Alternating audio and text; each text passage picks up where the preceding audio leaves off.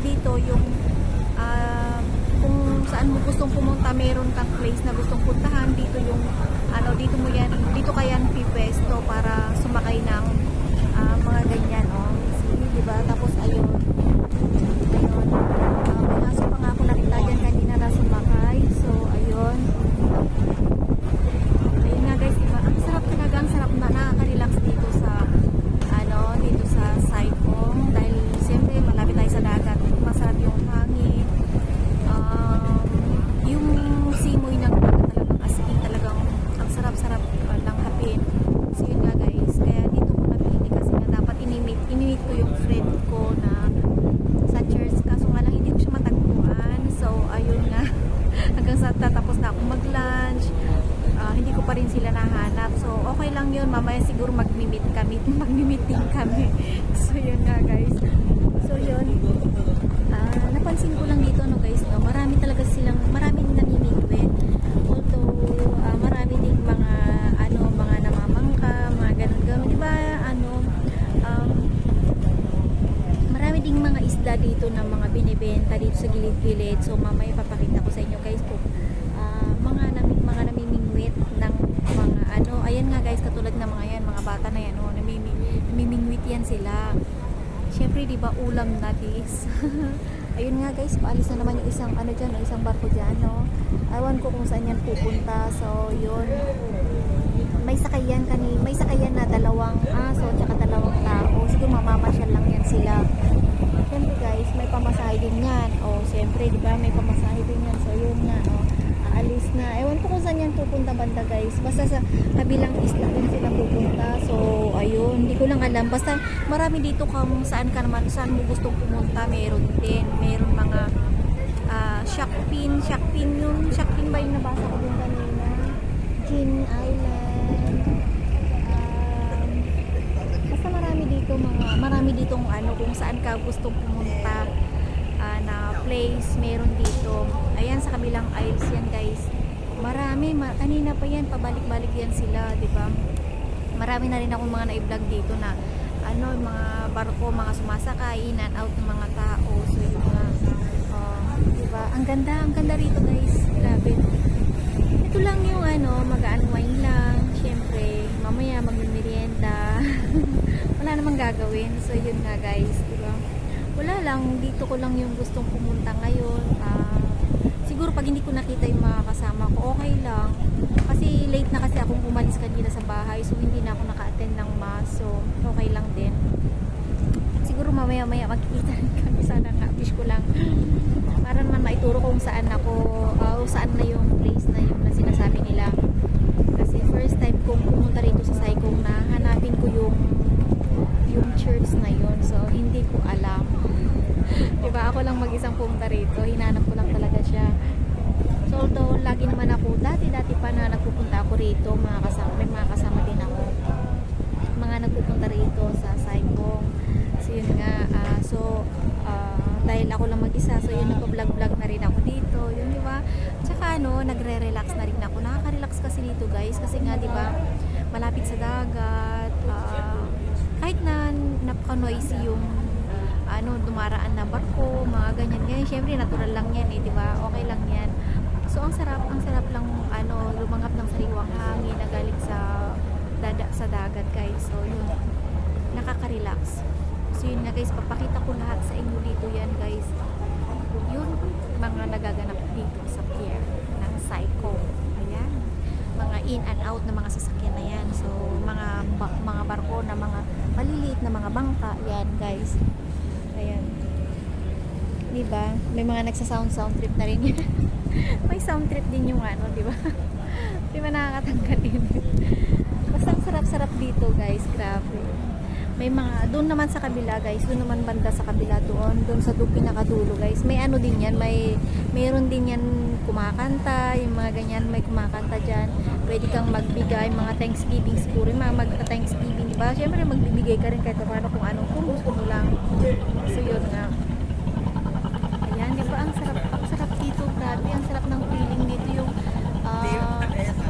hindi gaanong maingay, konti lang yung mga, hindi naman konting mga tao rito. Kumbaga, siguro mamaya marami na namang tao. tao. Pero dun yan guys, dun yan sa pinakadulo, dun yan sa ano, para kasing may mga tiyanggi yan sila guys. Maraming mga tao diyan na ano naglalakad, may mga bar din, may mga restaurant din. So yun nga guys, siyempre mga seafood, mga ano yan, mga fresh na seafoods yun. Ang sarap lang dito guys. Marami dyan, marami. Pupuntahan ko yan mamaya. Dyan, dadalhin ko rin kayo dyan sa aking sa isang vlog ko. So yun. Diba? Ang sarap lang dito. Parang ano talaga. Nagtagal ako dito guys. Alam nyo guys. Doon pa yan sa dulo. Meron akong isang vlog kanina na meron yan sa dulo. Grabe, sobrang lakas ng hangin. Kala mo na sa gitna. Although ano naman na siya. Parang hindi naman sa gitnang gitna. Siguro mga 500 meters na yung ano, yung mula doon sa may kasi pier to medyo malawak yung paglalakaran mo guys. Pwede kang mamasyal dito, pwede kang ano, ayan guys, di ba nakita niyo naman yung sa aking likuran guys. Grabe, ang sarap talaga dito di ba? See, nakaka-relax guys, nakaka-relax. Ang sarap lumanghap ng sariwang hangin dito lang yan guys, sa tabing dagat, sa pier. Wala ka ng ibang mahihiling pa, kundi ang sarap talaga. Nagpapasalamat ako, grabe. At dito ko na gustong pumunta sa ano na to, kasi syempre nagsawa na rin ako sa mga hike na yan, tsaka mas sobrang init, hindi ko kaya yung sobrang init. So mas better na dito na lang ako sa mamasyal. Kahit ako lang mag-isa guys, mas nafe-feel ko yung lakad ko. Although kahit naman may mga kasama din ako, feel ko rin yung pero kakaiba itong mga adventure ko. Gusto ko kasing ba yun, yung challenge ko ba na mag-isa tuwing off, di ba? China-challenge ko yung sarili ko kasi syempre hindi naman lahat ng pagkakataon kasama ko yung mga friends ko dito sa Hong Kong. So 2 weeks na ako ngayon na hindi sila kasama dahil siyempre galing ako sa bakasyon sa Pilipinas.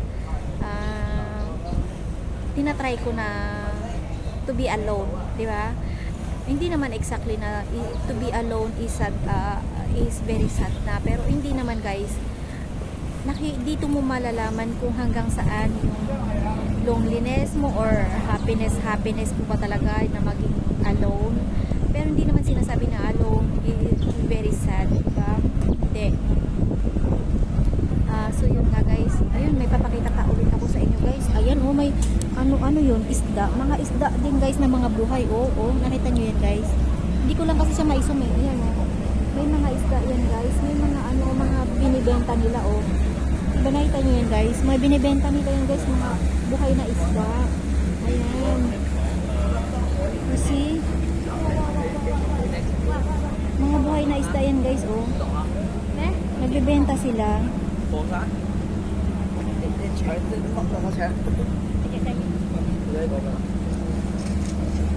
Wow. Tại mày đậu à? Đâu thôi, con là con.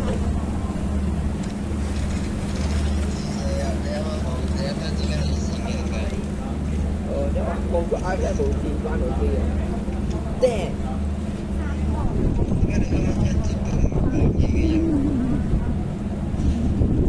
Bốn đi tôi đi.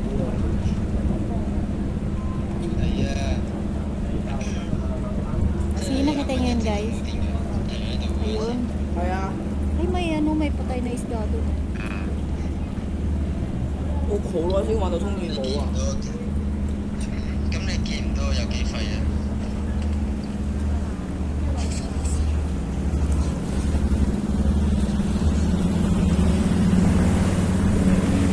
Ayan. Diba nga guys, nakita nyo yun. Grabe. Grabe itong mga bata na to, mga masisipag, maraming mga bata rito na nagano ng mga isda rito guys. Grabe. So yun, syempre dahil walang ang pasok, diba? Mas gusto nila yung mamingwit, diba? Kaka-adventure din kasi yung mamingwit guys, kahit sa totoo lang. Dati mayroon akong pamingwit, hindi ko alam kung saan ko na nilagay. Sa totoo lang guys, may nagbigay sa akin ng pamingwit. Kompleto na siya si Lola. yung friend ko rito na matanda sa Hong Kong, binigyan niya ako ng ng pamingwit. Hindi ko lang alam kung nandito pa sa akin o nailagay ko na sa box ko, kung pinabox ko na papuntang Maynila. So yun, ang sarap sanang mamingwit kung mayroon akong pamingwit. Kaso hindi ko na malala kung saan ko nilagay yun kung baka na binalik ko na, inano ko na sa Pilipinas. Talagang binigyan ako ng isang lola rito na pamingwit.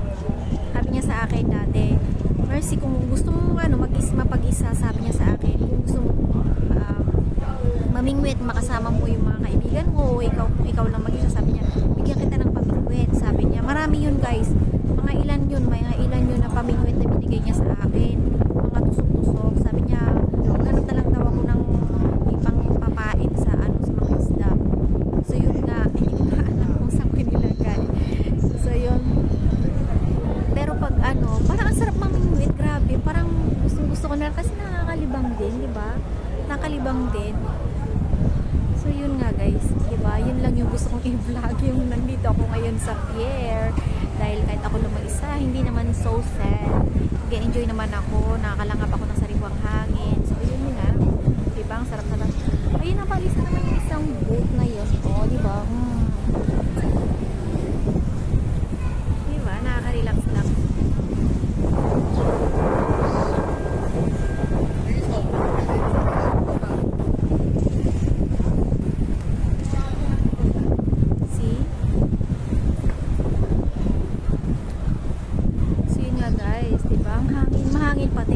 Mahangin pati yung buhok.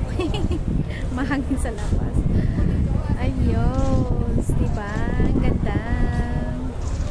Sobrang nakaka-relax. Sobrang. Ayan, diba? Nakita niyo yung aking buhok. Mahangin sa labas, guys. Mahangin.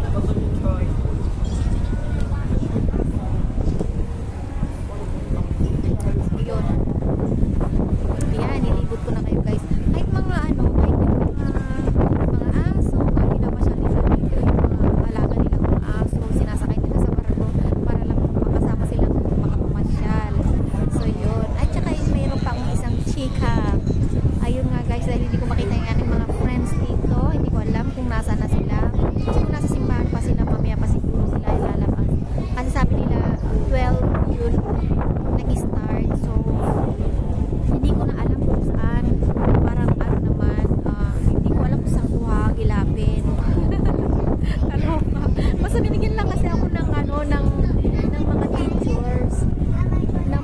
kung saan ako pupunta. Ang daming 7-Eleven dito. Hello. Si ate talaga.